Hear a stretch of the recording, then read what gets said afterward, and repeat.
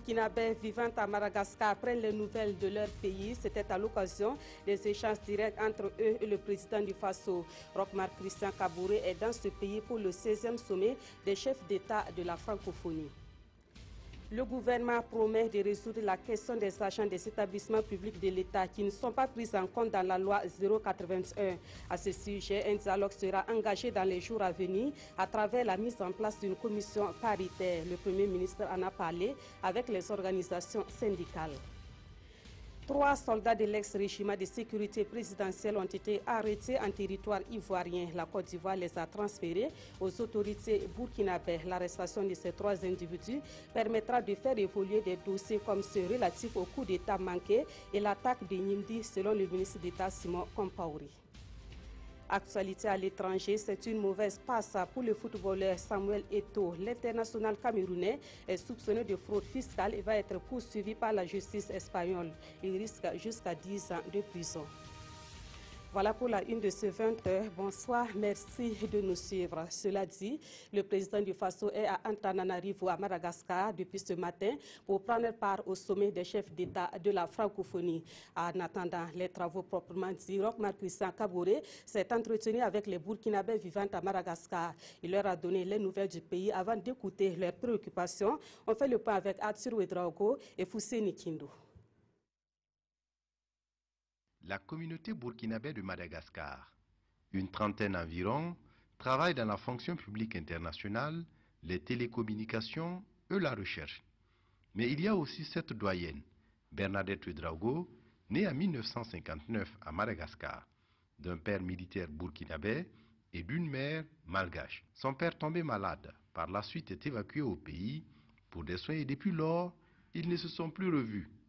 Elle confie n'avoir jamais mis les pieds dans le pays de son père. J'ai envie d'aller et poser mes pieds dans le pays de mon père, mais pour vivre là-bas, c'est difficile pour moi parce que j'ai beaucoup de choses au dos. Là, ici, j'ai mon mari, j'ai 2 garçons, j'ai des petites fils qui m'accompagnent là.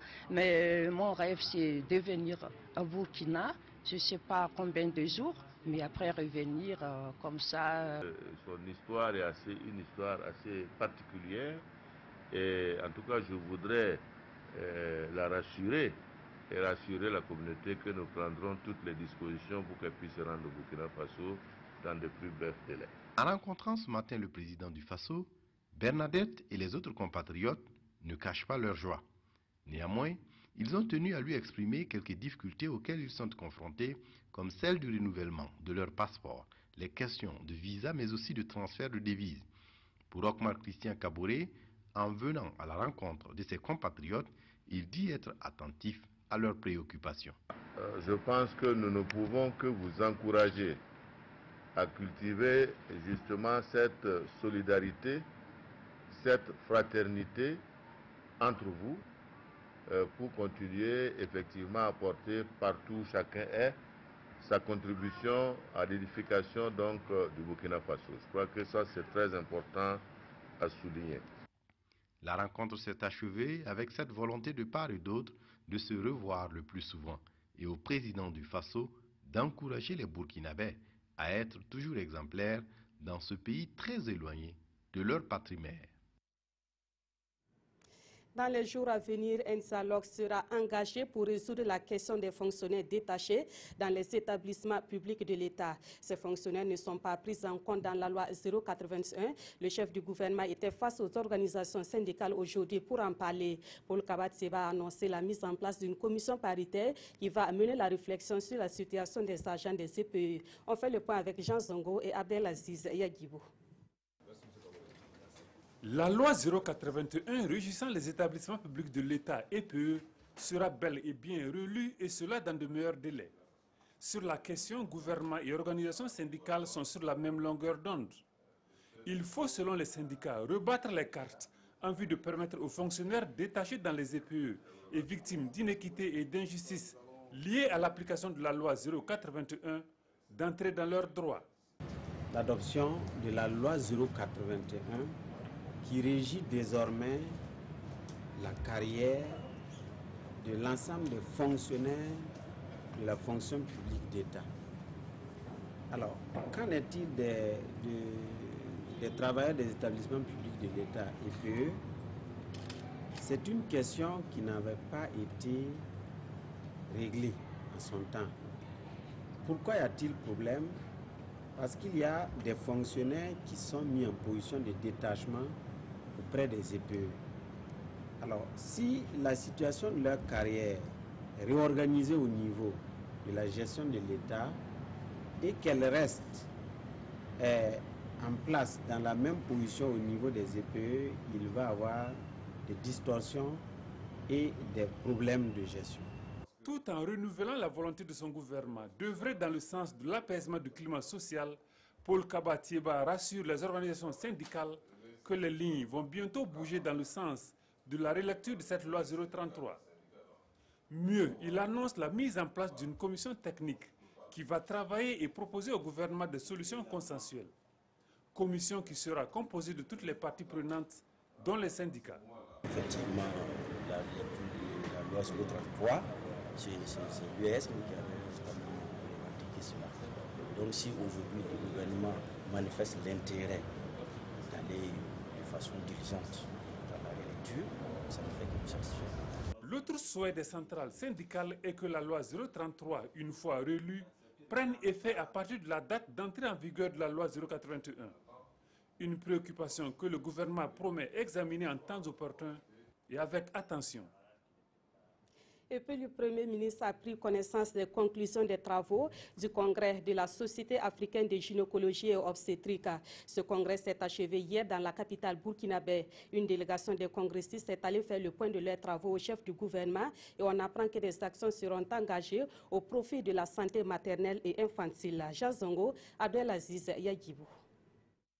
Sur la période 2017-2021, la Société africaine de gynécologie et d'obstétrique envisage de batailler dur pour mieux promouvoir la santé de l'enfant et de la mère. La stratégie pour y parvenir est dévoilée ici au Premier ministre Paul Kaba Thiéba. Il faut que chacune de nos sociétés nationales puisse faire des activités dans le cadre de la prévention de la mortalité maternelle, de la mortalité infantile, mais aussi de la lutte contre le VIH-Sida, puisque vous le savez, le sida est en train de se féminiser, mais également dans le cadre de la lutte contre les deux principaux cancers gynécologiques que sont le cancer du col de l'utérus et le cancer du sein. Donc en un mot, notre visite avait pour raison d'expliquer tous ces problèmes au Premier ministre, mais nous avons trouvé auprès de lui une oreille très attentive et surtout nous avons trouvé auprès de lui des informations qu'il avait déjà et qu'il a mis à notre disposition. Je pense que ça a été une excellente chose de l'avoir rencontré. Du chef du gouvernement burkinabé, la Société africaine de gynécologie et d'obstétrique attend un appui fort pour mener à bien sa mission, celle de rapprocher des communautés des soins adéquats et de qualité. Autre point de l'actualité, 3 éléments de l'ex-régime de sécurité présidentielle ont été arrêtés en Côte d'Ivoire. Les autorités ivoiriennes ont remis ces 3 éléments aux autorités burkinabées. L'information a été donnée cet après-midi par le ministre en charge de la sécurité, Simon Compaoré. Et selon Simon Compaoré, l'arrestation de ces 3 individus va faire avancer des dossiers tels que ceux du coup d'État et de l'attaque de Nimdi. Plus de précisions avec Vincent Tchendrebego. 3 éléments de l'ex-RSP mis aux arrêts en Côte d'Ivoire et transmis aux autorités burkinabées ce vendredi. C'est l'information du ministre d'État Simon Compaoré dans une brève déclaration à la presse. Les autorités ivoiriennes ont accompli un geste fort ce vendredi 25 novembre 2016 qui a consisté à remettre ce matin même à Abidjan,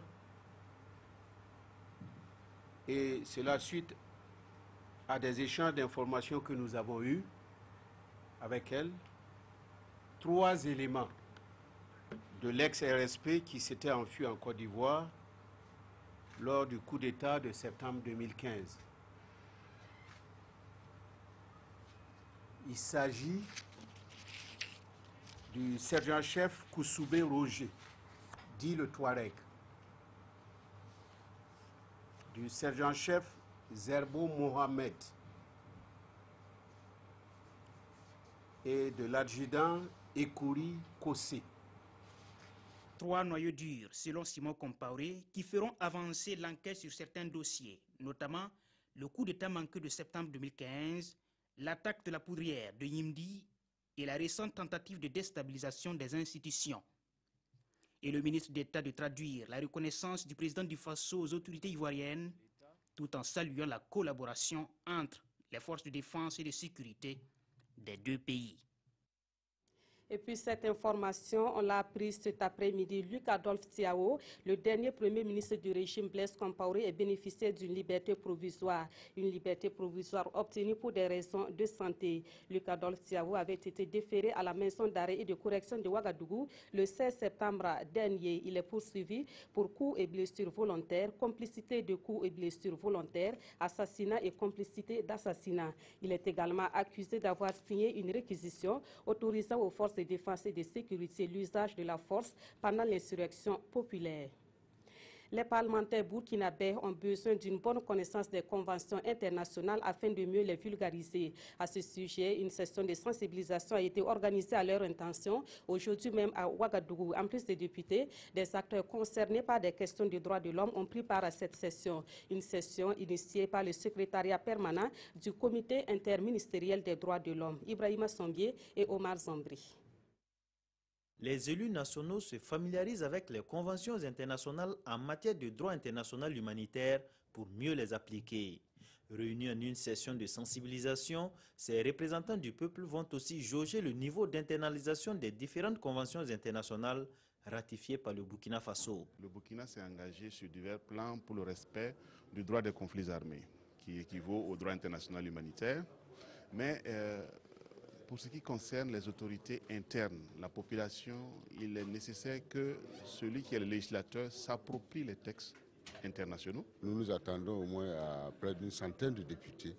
Donc on a essayé d'élargir vraiment cette concertation à l'ensemble des députés et j'oubliais, en particulier, on a mis l'accent sur les femmes députées. Le Burkina Faso fait partie des nombreux pays du monde qui ont ratifié les conventions de Genève de 1949 et leur protocole additionnel de 1977. Et c'est aussi pour permettre leur large diffusion que cette session est organisée. Nous attendons que les députés soient performants, que les députés soient davantage informés sur ce que c'est le droit international humanitaire, quelles sont les conventions en vigueur, quelles sont les règles qui ont été émises et naturellement qu'ils soient dans une disposition de voter des lois nationales qui prennent en compte ces engagements internationaux. Des communications sont au programme de cette session de sensibilisation et la contribution de plusieurs spécialistes est attendue sur des questions liées aux droits dans les conflits armés. Aujourd'hui, 25 novembre, c'est la journée internationale de lutte contre les violences faites aux femmes. Au nom de ces violences, les mutilations génitales féminines, contre lesquelles le Burkina Faso a adopté une loi il y a maintenant 20 ans. Et pour marquer les 2 décennies de l'adoption de cette loi, les acteurs de la lutte contre les MJF ont organisé un panel hier à Ouagadougou. Daouda Ouattara, Sanoua Christine Koulibaly. De 2010 à 2015, la lutte contre l'excision au Burkina a permis son recul de l'ordre de 2% selon des enquêtes. Cette rencontre des acteurs du domaine vise à faire le point du combat depuis 1996, d'où le thème « Les 20 ans de l'adoption de la loi contre les mutilations génitales féminines au Burkina Faso, bilan et perspectives ». Derrière ces chiffres se cachent en fait des réalités qui méritent d'être prises en compte. Ce n'est pas les chiffres les plus importants, c'est comment sécuriser, protéger et sauver la vie humaine. Le contexte de l'adoption de la loi contre l'excision et les difficultés dans son application sont entre autres les sujets développés au cours de ce panel. Selon la secrétaire d'État chargée des affaires sociales, les pesanteurs socioculturelles empêchent l'abolition des mutilations génitales féminines. C'est une pratique qui est ancrée dans les croyances, dans les conceptions, dans les mentalités. Et cela constitue véritablement pour nous une grosse difficulté. En rappel, le Code pénal a intégré depuis le 13 novembre 1996 3 articles qui visent à sévir contre l'excision au Burkina. Les peines encourues vont de 6 mois à 10 ans d'emprisonnement.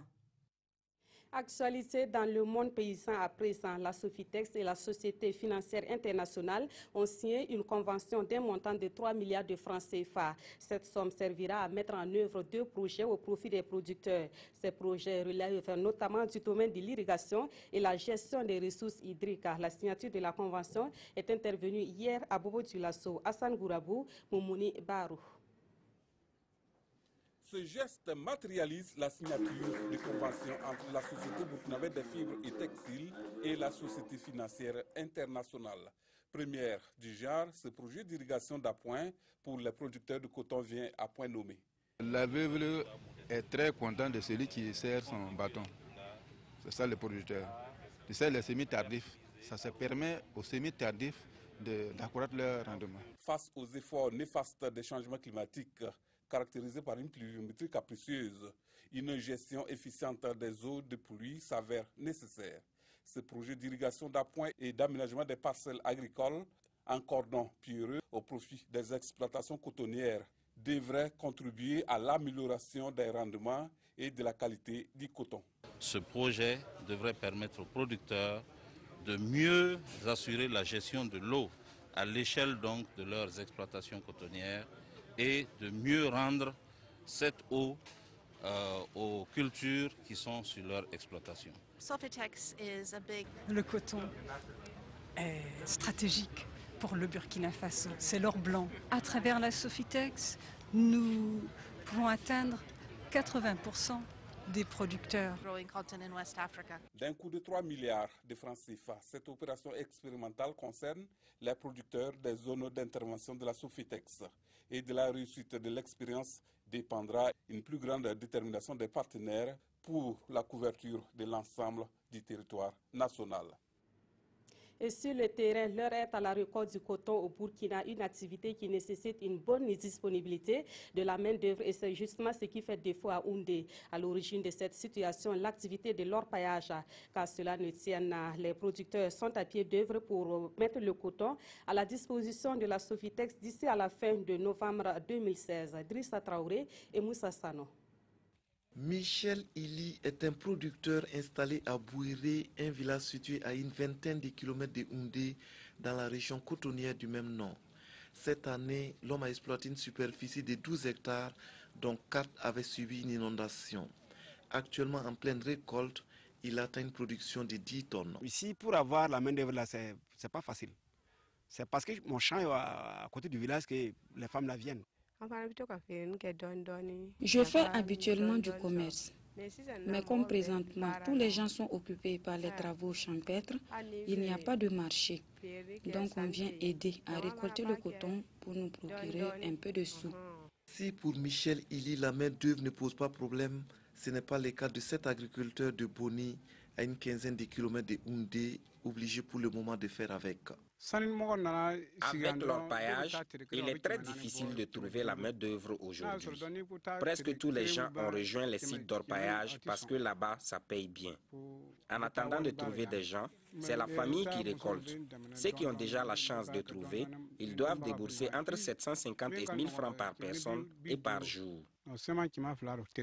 Et pourtant, ce ne sont pas les moyens qui manquent chez certains producteurs qui ont reçu de l'UNPCB, l'Union nationale des producteurs de coton du Burkina, des prêts pour prendre en charge la main-d'œuvre et faire avancer les récoltes, des récoltes dont l'acheminement vers les usines d'égrenage de la Sofitex, la Société burkinabé des fibres textiles, a même déjà commencé. Au niveau de la région cotonnière de Houndé, nous comptions démarrer l'égrenage du coton le 15 octobre, mais avec vraiment la mobilisation des producteurs, nous avons pu démarrer le 13 octobre. Donc ça fait que nous sommes en tout cas tout à fait satisfaits. À la date du 23 novembre, 14 500 tonnes de coton avaient été acheminées dans les usines de la région cotonnière de Houndé, une région qui attend cette année une production de 120 000 tonnes. Parlons à présent de sécurité alimentaire. Un projet irrélatif dénommé Alliance globale pour la résilience au Sahel et en Afrique de l'Ouest est mis en œuvre depuis 2012. Ce projet avait été initié par les décideurs politiques du Sahel et de l'Afrique de l'Ouest avec l'appui de la communauté internationale. Une rencontre se tient depuis le 23 novembre à Ouagadougou pour partager les résultats de ce projet. Yacouba Gamene et Oumou Sissi. Réduire de manière durable la vulnérabilité alimentaire et nutritionnelle au Sahel et en Afrique, c'est la préoccupation au centre de cet atelier. Un atelier qui va permettre aux participants d'élaborer une stratégie de communication et mettre en œuvre une feuille de route afin de pallier l'insuffisance alimentaire et la famine en Afrique. Aujourd'hui, une économie qui n'est pas résiliente ne peut pas résister au temps. Maintenant, au niveau de la cellule technique Agir, nous avons essayé de collecter plusieurs bonnes pratiques en matière de résilience. Nous allons les analyser, extraire les meilleures et procéder maintenant à leur diffusion. Au sortir de cet atelier, c'est l'espoir d'une feuille de route commune pour un meilleur partage et une bonne pratique de résilience.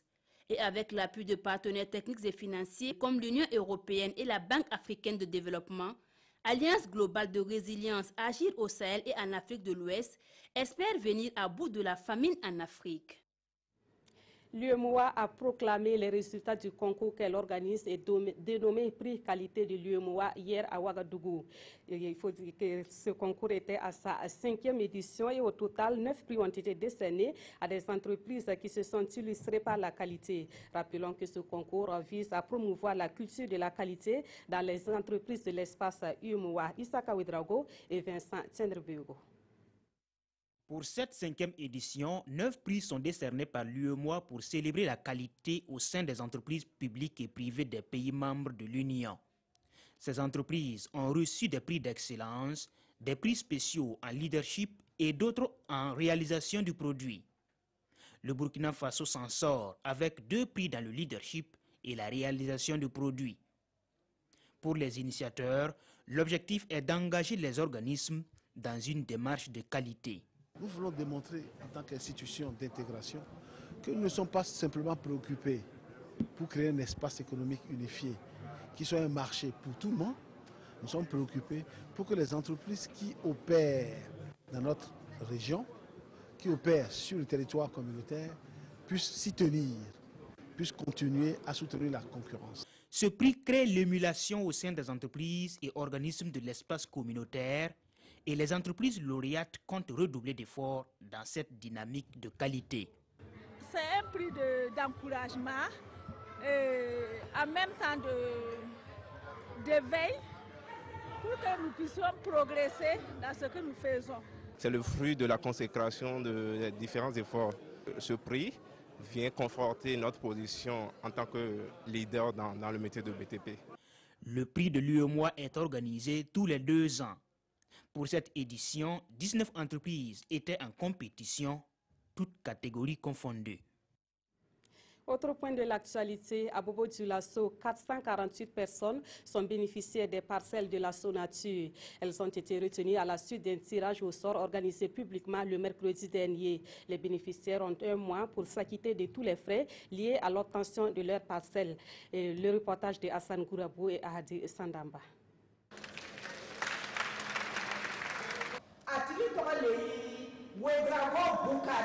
Boukari Ouedraogo, c'est le nom du tout premier gagnant de ce tirage au sort.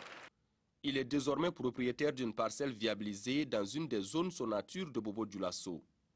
Avec une superficie de 296 mètres carrés, il doit débourser la somme de 3 118 000 francs CFA compris du terrain, plus 5% de cette somme.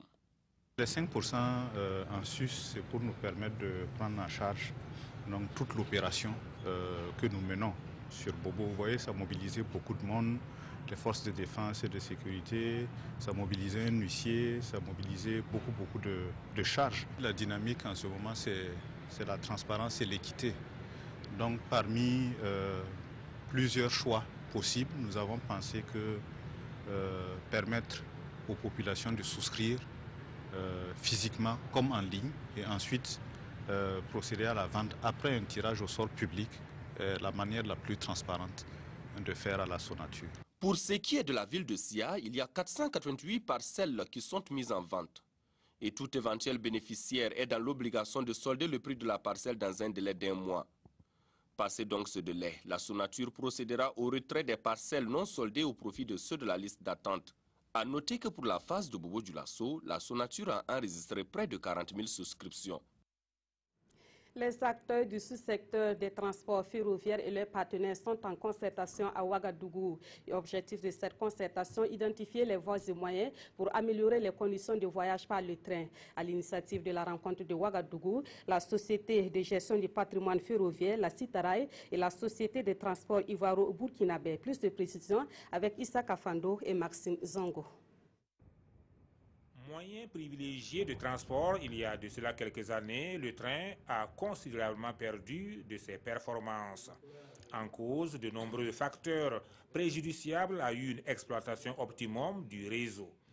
Une situation qui a conduit l'État à solliciter l'Union européenne, à travers le Fonds européen de développement FED, un appui pour la réalisation d'une étude de satisfaction sur la qualité des prestations ferroviaires. Lorsque le nombre de gares passe de 26 à 11, que la qualité du transport, parce qu'il n'y a pas assez de temps voyageurs qui sortent, que la qualité du transport est médiocre en termes de confort, les sièges qui ne sont pas, donc tous ces aspects ont été relevés.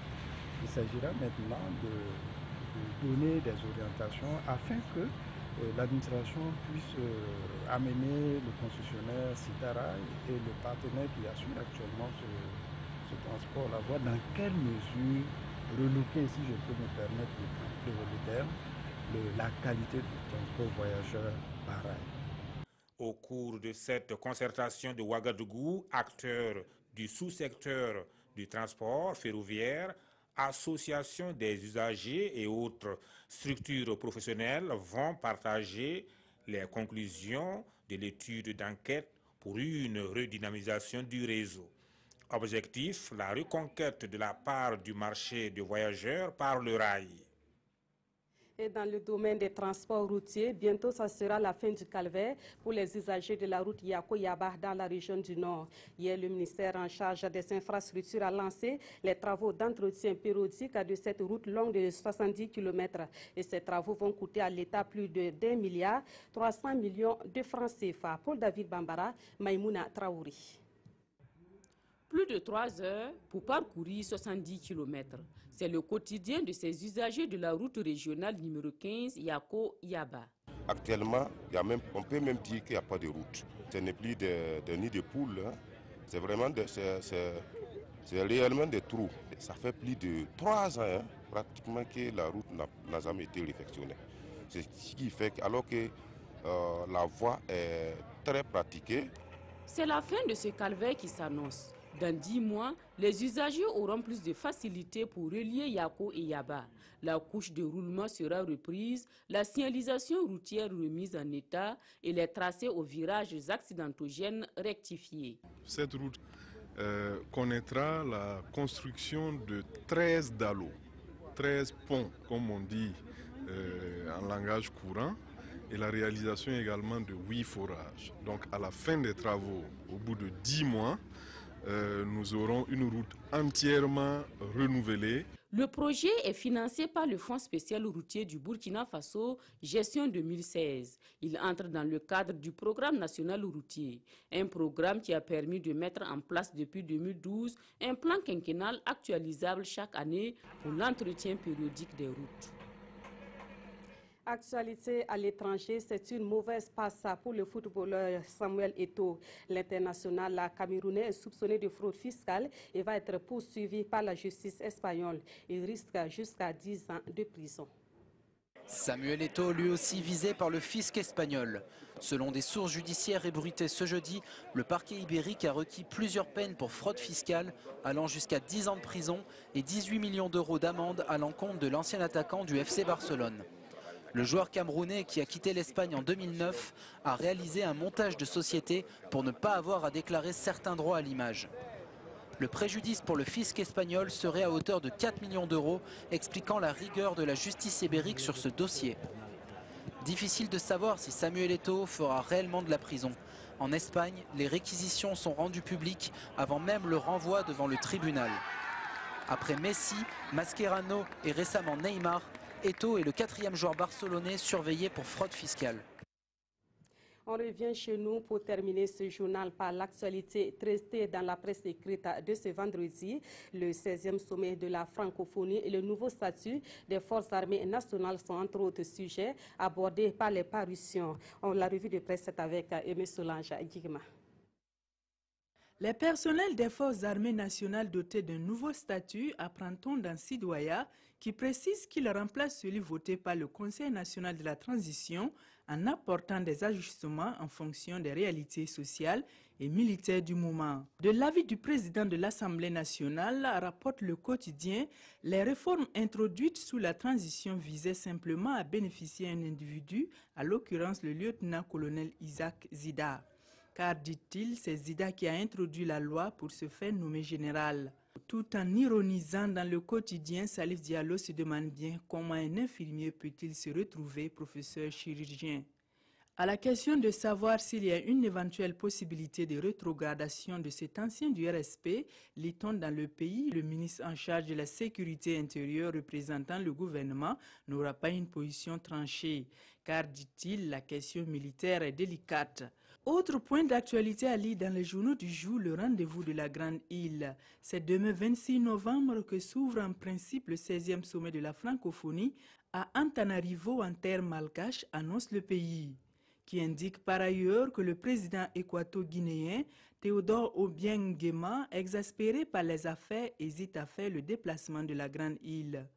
Pendant ce temps, aujourd'hui au Faso nous informe que l'Arabie saoudite frappe à la porte de l'OIF pour y adhérer. Une demande que les responsables de l'organisation ont saluée à sa juste valeur, mais ont repoussée au calendrier grec afin de mieux mûrir la réflexion. Et c'est la fin de cette édition. Merci de l'avoir suivi. Excellente soirée en compagnie de la RTV.